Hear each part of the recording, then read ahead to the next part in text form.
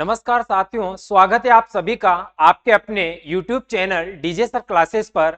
और आज हम डिस्कस करने वाले हैं किसके बारे में, कोशिका की संरचना सिद्धांत। और इसके अलावा यहाँ पर इसके अंतर्गत अपनी ये जो क्लास है, क्लास नंबर 2 है। ठीक है, आपके लिए ये फायदे वाली क्लास है और इसमें हम बात करेंगे यहाँ पर किस किस के बारे में। ये क्लास आपके RRB, railway, ALP, group D और इसी के साथ में ही पशु परिचर, इन सभी महत्वपूर्ण परीक्षाओं के लिए उपयोगी होगी।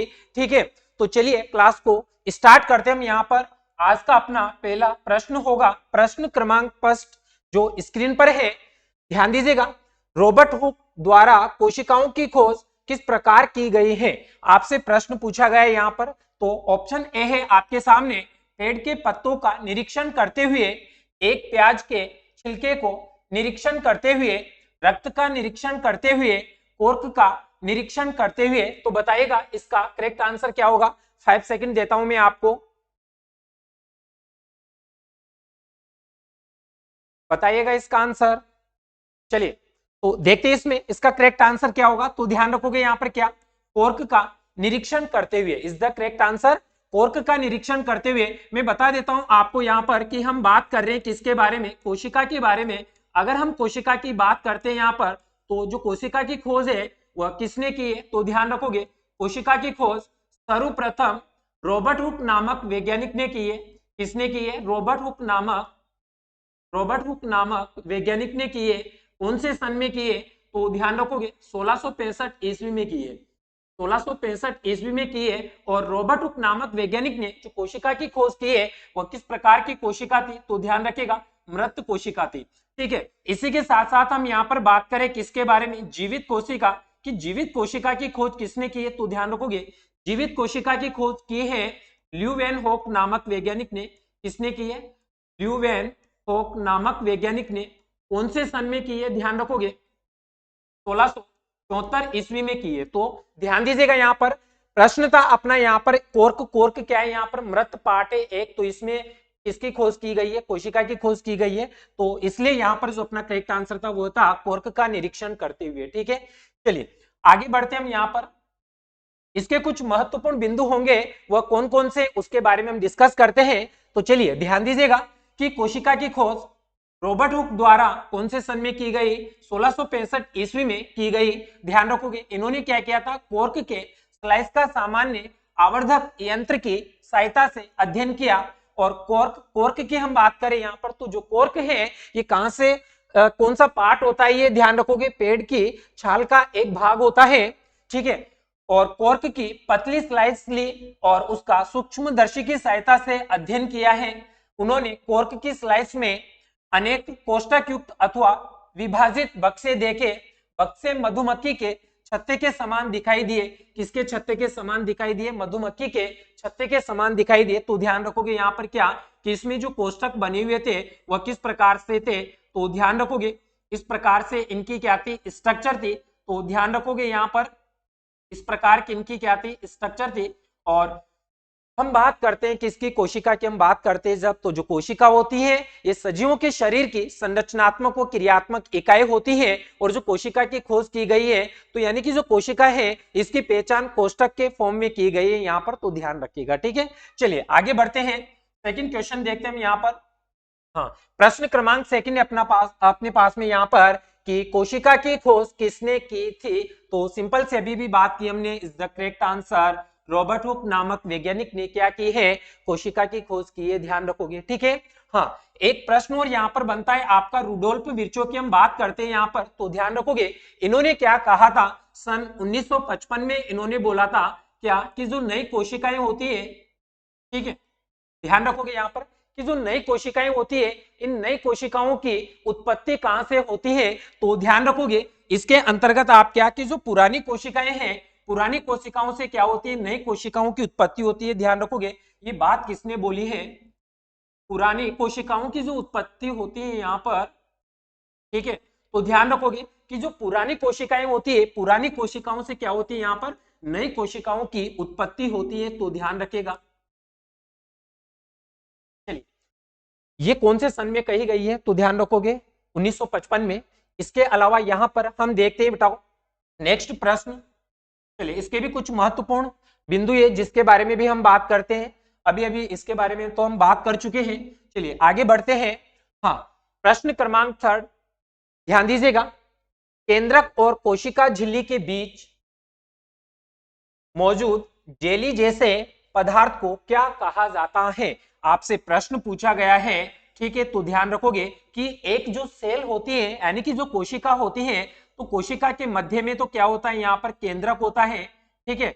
ये क्या होता है, केंद्रक होता है। इसमें केंद्रक द्रव्य भरा हुआ होता है और यहाँ पर बात की जाती है कोशिका झिल्ली की, ठीक है। तो ये जो केंद्रक होता है और ये जो कोशिका झिल्ली होती है, इसके बीच भरे जेली जैसे पदार्थ को क्या कहा जाता है? ऑप्शन ए है आपके पास में यहाँ पर कर्णीय, ऑप्शन बी है कोशिका द्रव्य जिसको साइटोप्लाज्म बोला जाता है, ठीक है। ऑप्शन सी है उल्ब और ऑप्शन डी है फुफ्फुसीय। तो बताइएगा इसका करेक्ट आंसर क्या होगा। चलिए तो ध्यान दीजिएगा, करेक्ट आंसर होगा इसका कोशिका द्रव्य यानी कि साइटोप्लाज्म, ठीक है। यानी कि वाला जो पार्ट होता है इसको क्या बोला जाता है, यहाँ पर साइटोप्लाज्म बोला जाता है। ध्यान रखोगे क्या बोला जाता है इसको, साइटोप्लाज्म बोला जाता है, ठीक है।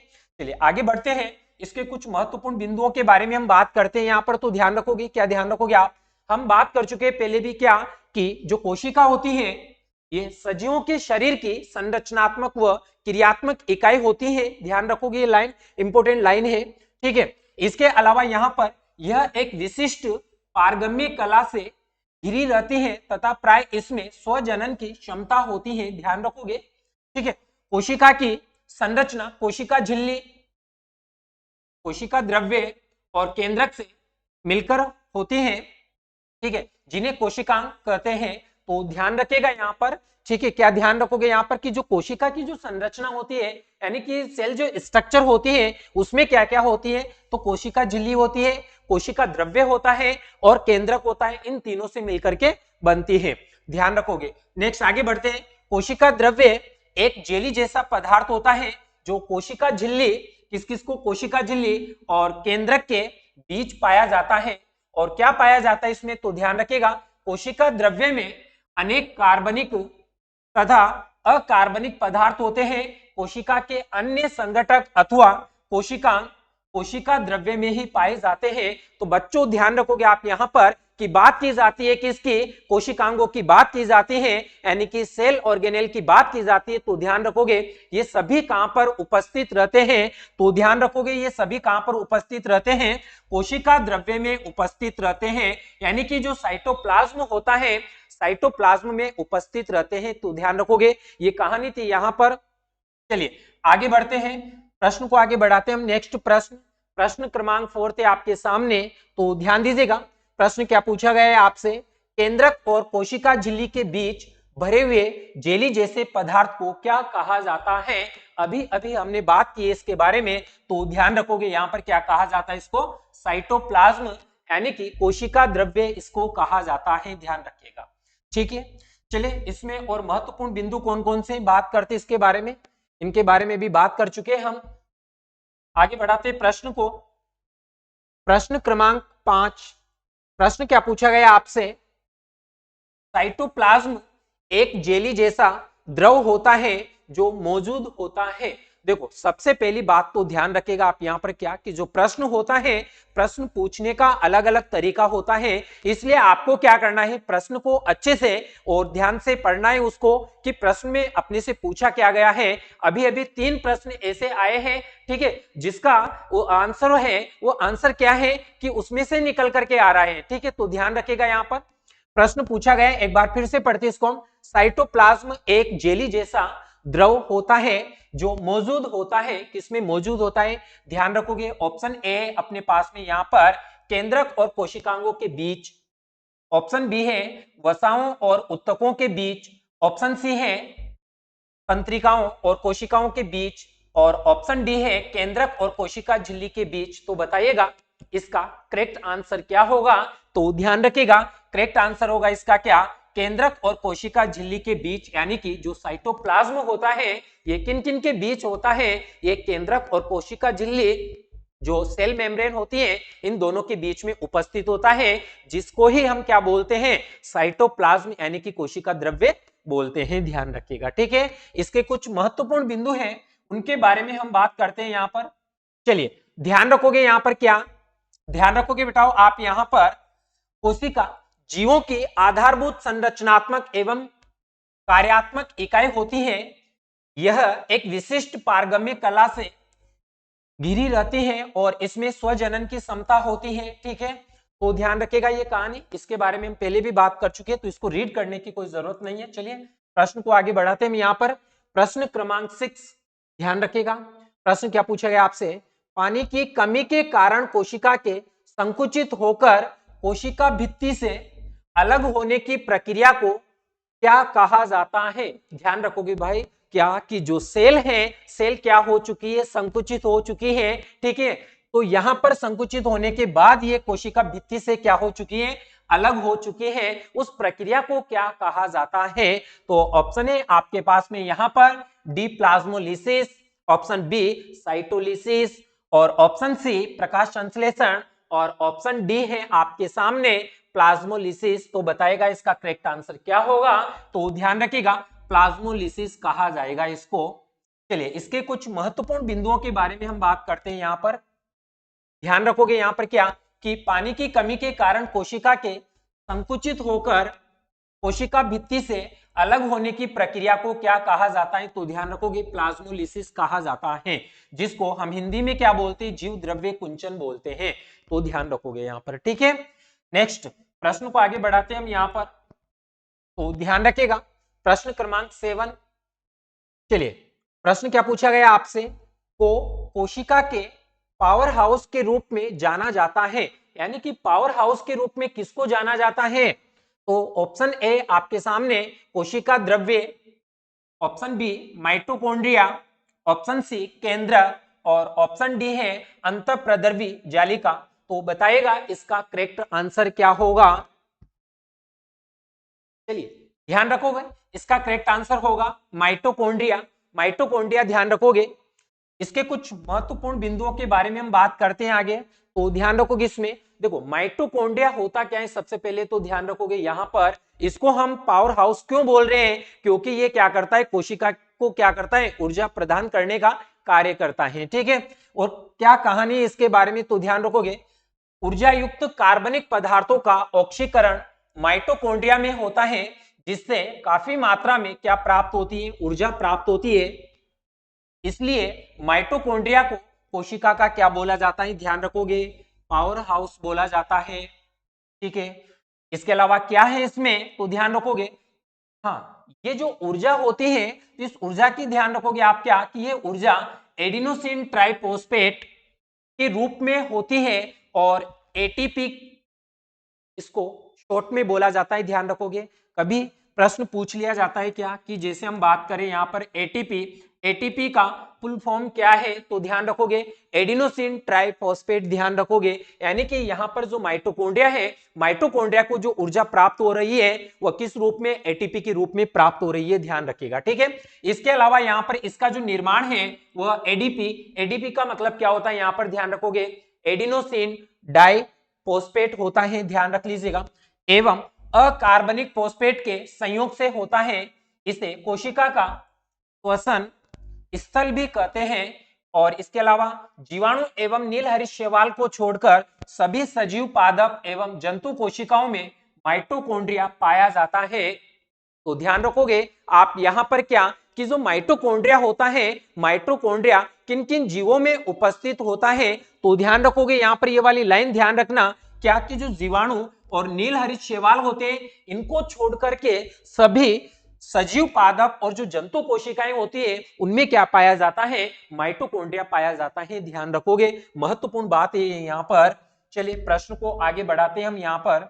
चलिए नेक्स्ट प्रश्न है आपके सामने। यहाँ पर प्रश्न क्या पूछा गया है आपसे, कोशिका का वह बाह्यतम आवरण कौन सा है जो कोशिका के अवयवों को उसके बाह्य वातावरण से अलग करता है, उस आवरण को क्या कहा जाता है। ऑप्शन ए है आपके सामने प्लाज्मा झिल्ली, ऑप्शन बी है कोशिकांग, और ऑप्शन सी है स्नायु कोशिका, और ऑप्शन डी है आपके सामने चिकनी पेशी कोशिका। तो बताएगा इसका करेक्ट आंसर क्या होगा।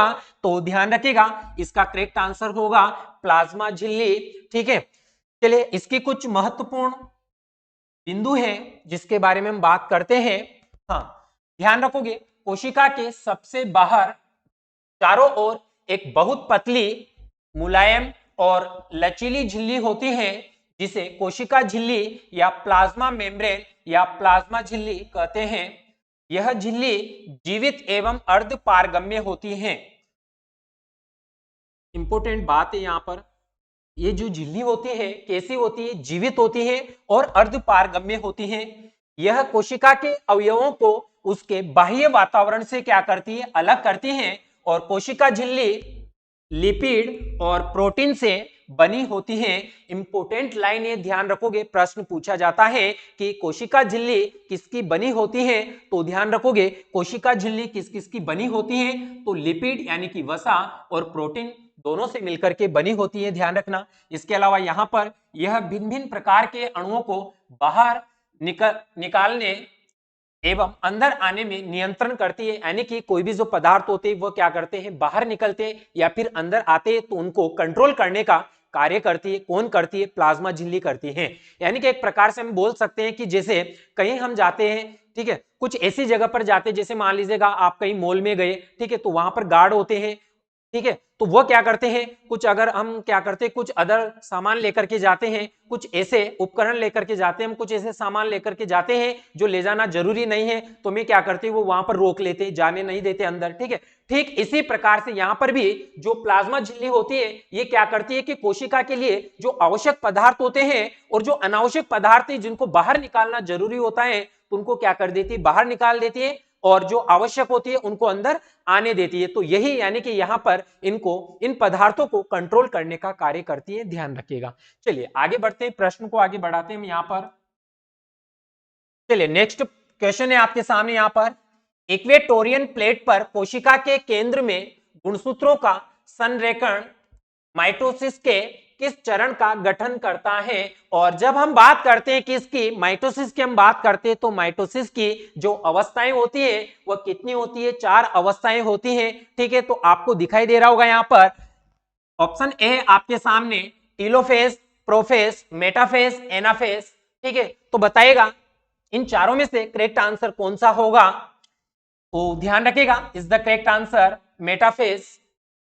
चलिए कुछ महत्वपूर्ण बिंदु है इसके, बात करते हैं यहां पर क्या, मेटाफेज के दौरान गुणसूत्र इक्वेटोरियन प्लेट पर कोशिका के केंद्र में संरेखित होते हैं और दूरी के तंतु गुणसूत्रों के सेंट्रोमियर से जुड़ जाते हैं। किनसे जुड़ते हैं, सेंट्रोमियर से जुड़ जाते हैं। और मेटाफेज समसूत्री विभाजन का द्वितीय चरण है। इस चरण में सेंट्रोमियर क्या होता है, विभाजित होता है, ध्यान रखिएगा, और अलग किए गए क्रोमेटिड स्वतंत्र संतति गुणसूत्र बन जाते हैं। तो यहां पर ये महत्वपूर्ण बात है, ध्यान रखोगे आप इसके बारे में। ठीक है, चलिए फिर आगे बढ़ते हैं, यहां पर प्रश्न क्रमांक को आगे बढ़ाते हैं।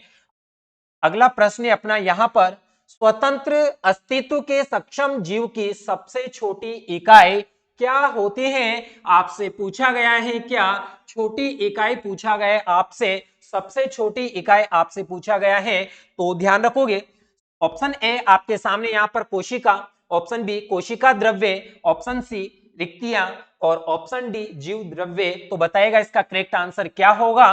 तो इसका करेक्ट आंसर होगा, ध्यान रखोगे, कोशिका सेल, यानी कि कोशिका को ही हम क्या बोलते हैं कि कोशिका सजीवों के शरीर की संरचनात्मक व क्रियात्मक इकाई होती है। तो ध्यान रखोगे।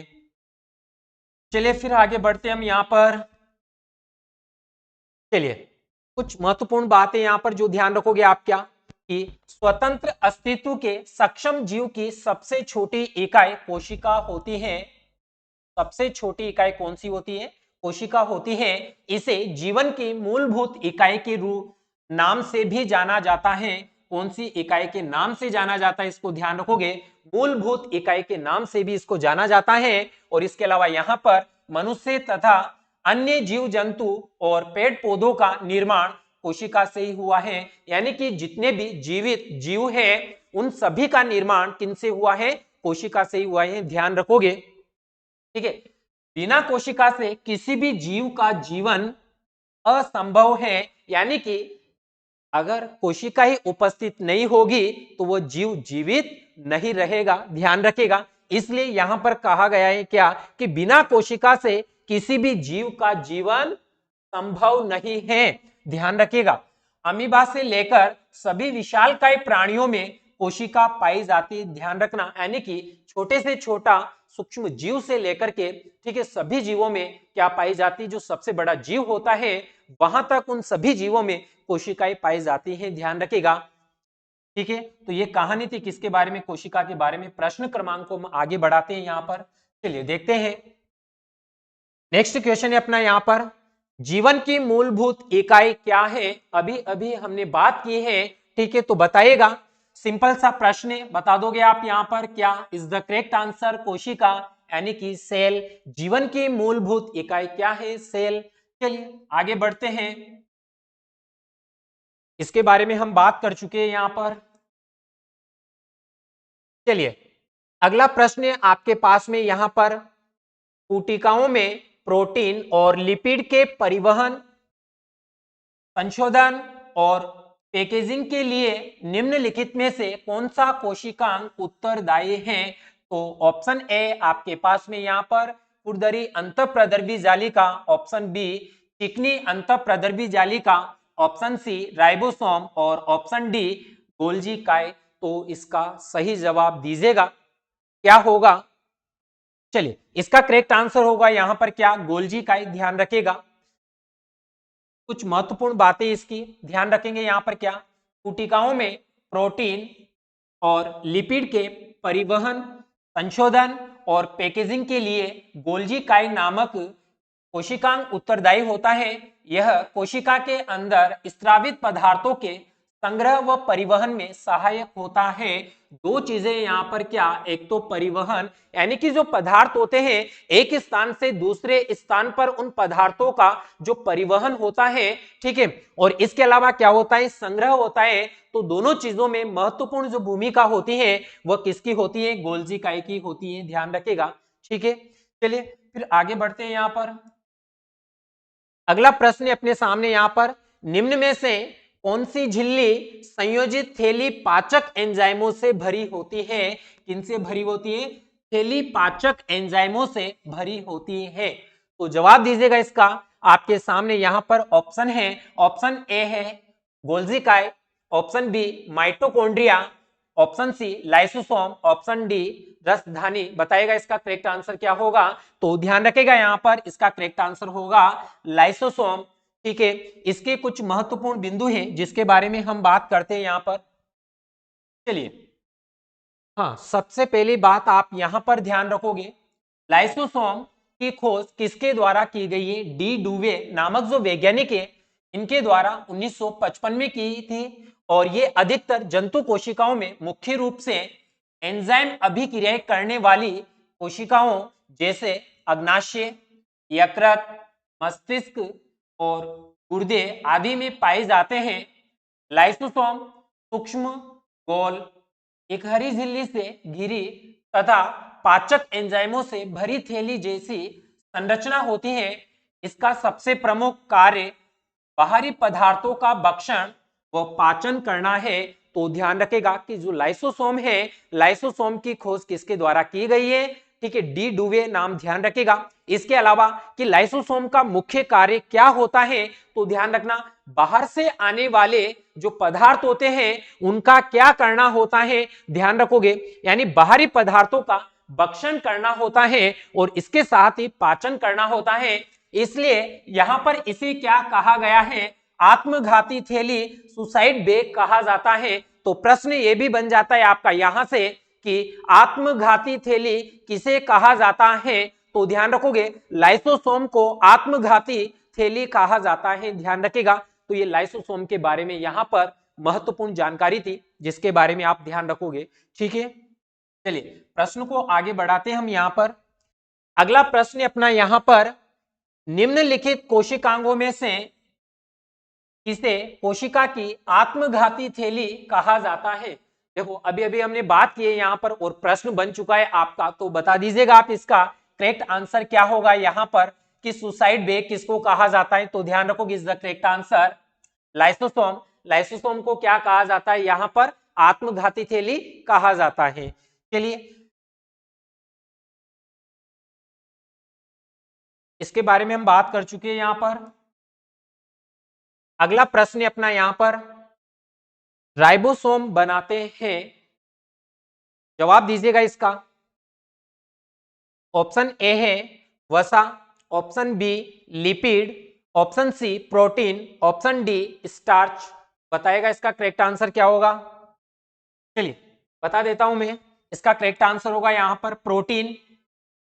इसकी कुछ महत्वपूर्ण बिंदु है इनके जिसके बारे में हम बात करते हैं, तो ध्यान रखोगे राइबोसोम एक जटिल संरचना है जो सभी जीवित कोशिकाओं में पाए जाते हैं। तो ध्यान रखोगे यहाँ पर किनमें पाए जाते हैं, ये सभी जीवित कोशिकाओं में पाए जाते हैं। ये अंतःप्रदर्भी जालिका से जुड़े रहते हैं। ये हरित लवक, केंद्रक एवं माइटोकॉन्ड्रिया में भी पाए जाते हैं। तो ध्यान रखोगे यहाँ पर कि जो राइबोसोम है ये कहां पर पाए जाते हैं, तो ध्यान रखोगे हरित लवक, केंद्रक, माइटोकॉन्ड्रिया में भी पाए जाते हैं।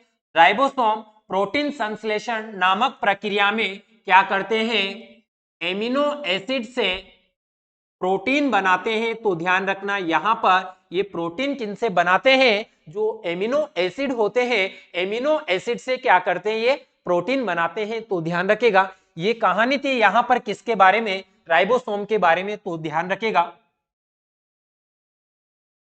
अगला प्रश्न क्या पूछा गया है अपने से, प्रोटोप्लाज्म शब्द किसने दिया। चलिए बताइएगा तो फिर प्रोटोप्लाज्म शब्द किसने दिया। ऑप्शन ए है आपके सामने G J. Mendel, Johann Evangelist Purkinje, Charles Darwin. Option D है रॉबर्ट हुक। तो बताएगा इसका सही जवाब क्या होगा, तो ध्यान रखिएगा पुरकिंजे। ऑप्शन बी इसका सही जवाब होगा। यहाँ पर जो प्रोटोप्लाज्म जो शब्द है वह किसने दिया है, ध्यान रखोगे यहाँ पर। ठीक है, देखो हम बात करें यहाँ पर किसकी, प्रोटोप्लाज्म की हम यहाँ पर बात करें तो प्रोटोप्लाज्म या इसको हिंदी में क्या कहा जाता है, ध्यान रखोगे यहाँ पर इसको बोला जाता है, बेटा यहाँ पर क्या बोला जाता है, जीव द्रव्य इसको बोला जाता है।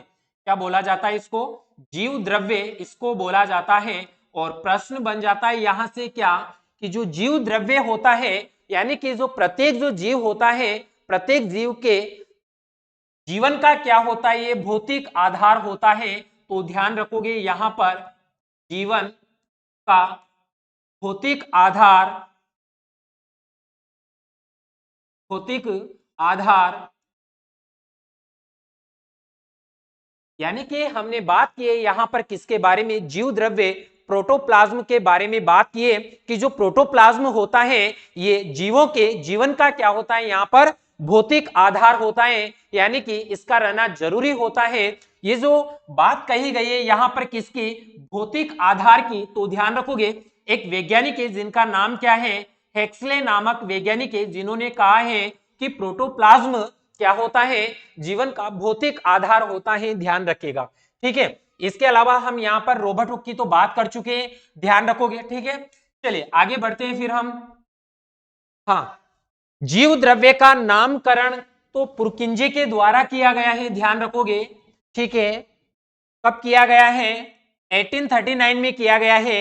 यह एक तरल गाढ़ा रंगहीन पारदर्शी लसलसा वजन युक्त पदार्थ है। जीव की सारी जैविक क्रियाएं इसी के द्वारा संपन्न होती हैं, इसीलिए जीव द्रव्य को जीवन का भौतिक आधार कहते हैं। तो ध्यान रखना कि जो जीव होता है, जीव के जीवन की जो भौतिक क्रियाएं होती हैं, ठीक है, वो किसके द्वारा होती है, जीव द्रव्य के द्वारा ही संपन्न होती है। तो ध्यान रखिएगा इसके बारे में, यानी कि प्रोटोप्लाज्म है, प्रोटोप्लाज्म की जो महत्वपूर्ण जानकारी है वह उसके बारे में हम बात कर चुके हैं। चलिए आगे बढ़ते हैं। अगला प्रश्न अपना यहां पर प्रश्न पूछा गया है आपसे, क्या कोशिका की एक प्रकार की अपशिष्ट निस्तारण प्रणाली है, किसी भी बाह्य सामग्री के साथ साथ खराब हो चुके, क्या हो चुके, खराब हो चुके कोशिकांगों को पचाकर कोशिका को साफ रखने में मदद करते हैं। यानी कि कौन मदद करते हैं, तो जवाब दीजिएगा इसका आपके सामने ऑप्शन ए है यहाँ पर plasmids, sorry plastids, option B lysosome, option B lysosome, option C mitochondria और ऑप्शन डी गोल्जी काय या गोल्जी, ध्यान रख लीजिएगा। चलिए बताइएगा इसका करेक्ट आंसर क्या होगा, तो ध्यान रखेगा इसका करेक्ट आंसर होगा लाइसोसोम, और लाइसोसोम के बारे में हम बात कर चुके हैं। अगला प्रश्न,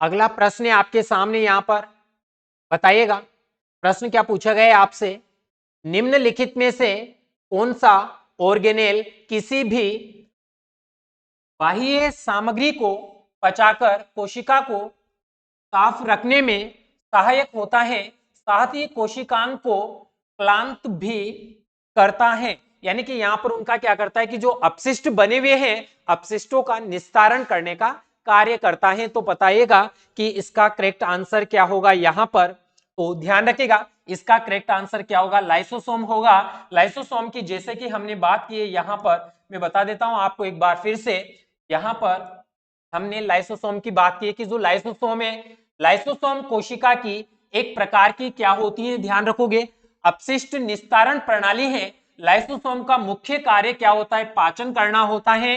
यह मृत कोशिकाओं का क्या करता है, निष्कासन करता है, अर्थात अपशिष्ट पदार्थों का निष्कासन करता है। यानी कि जितने भी अपशिष्ट पदार्थ होते हैं उनको बाहर निकालने का कार्य करता है, ध्यान रखोगे। इसके अलावा यहां पर ध्यान रखोगे लाइसोसोम यूकैरियोटिक कोशिका में पाए जाते हैं। ध्यान रखिएगा लाइसोसोम कौन सी कोशिका में पाए जाते हैं, दो कोशिकाएं होती है, एक तो प्रोकैरियोटिक होती है और एक यूकैरियोटिक कोशिका होती है। तो लाइसोसोम यूकैरियोटिक कोशिका में पाए जाते हैं, कोशिकांगों को पचाकर कोशिका को साफ रखने में मदद करते हैं एवं साथ ही साथ कोशिकांगों को क्लांत भी करते हैं। यानी कि जो अपशिष्ट जो निस्तारण की जो प्रक्रिया होती है उसमें भी ये सहायक होते हैं, ध्यान रखिएगा। ठीक है, तो ये कहानी थी यहाँ पर लाइसोसोम के बारे में जो ध्यान रखनी है आपको। चलिए प्रश्न को हम आगे बढ़ाते हैं यहाँ पर। चलिए प्रश्न क्रमांक है आपके सामने 19 और प्रश्न क्या पूछा गया अपने से यहाँ पर, निम्नलिखित में से कौन सा कथन असत्य है। देखो ध्यान रखना आपसे यहाँ पर सत्य कथन नहीं पूछा गया है, आपसे क्या पूछा गया है यहाँ पर, असत्य कथन कौन सा है, असत्य बताना है आपको यहाँ पर। तो ऑप्शन ए है आपके सामने, पादप कोशिकाओं में जंतु कोशिकाओं की तुलना में, क्या पूछा गया है, पादप कोशिकाओं में जंतु कोशिकाओं की तुलना में छोटी रिक्तिकाएं पाई जाती है। एक तरफ तो है जंतु कोशिका और एक तरफ है पादप कोशिका। ठीक है, क्या पादप कोशिका में, क्या पादप कोशिका में छोटी रिक्तिका पाई जाती है क्या, क्या जंतु जो कोशिका होती है इसमें छोटी रिक्तिका पाई जाती है, तो देखना है आपको ये। चलिए ऑप्शन बी पर चलते हैं, क्या ऑप्शन बी असत्य होगा क्या, देखते हैं। पादप कोशिकाएं सामान्यतः जंतु कोशिकाओं से क्या होती है, बड़ी होती है। ऑप्शन सी क्या पूछा गया है, जंतु कोशिकाओं में लवक नहीं पाए जाते हैं। अगर बेटाओ हम यहां पर देखते हैं कि जो पादप कोशिकाएं, इस पर नहीं चलते अब अभी हम ऑप्शन बी पर चलते, पादप कोशिकाएं सामान्यतः जंतु कोशिकाओं से क्या होती है, बड़ी होती है क्या, नहीं बेटाओ, तो ध्यान रखोगे यहां पर क्या, हाँ पादप कोशिकाएं सामान्यतः जंतु कोशिकाओं से बड़ी होती है, तो ये तो क्या होगा यहां पर, सही होगा। ठीक है, ये तो सत्य कथन होगा आपका यहां पर। ऑप्शन सी पर चलते हैं, जंतु कोशिकाओं में लवक नहीं पाए जाते हैं, बिल्कुल सही, क्योंकि जो लवक है यहां पर जंतु कोशिकाओं में नहीं पाए जाते हैं, पादप कोशिकाओं में क्या पाए जाते हैं, लवक पाए जाते हैं, ध्यान रखेगा। तो ये भी क्या होगा अपना यहां पर सही होगा। ठीक है, अगला ऑप्शन डी है, पादप कोशिकाओं में कोशिका भित्तियां पाई जाती है, बिल्कुल सही है, ध्यान रखोगे। पादप कोशिकाओं में क्या पाई जाती है, कोशिका भित्तियां पाई जाती हैं, जबकि जंतु कोशिकाओं में नहीं पाई जाती है, बिल्कुल सही है कि जो पादप कोशिकाएं होती हैं, पादप कोशिकाओं में कोशिका भित्ति पाई जाती है, जबकि जो जंतु कोशिका होती हैं, जंतु कोशिकाओं में कोशिका भित्ति नहीं पाई जाती है, तो ये भी क्या होगा अपना यहाँ पर सही होगा।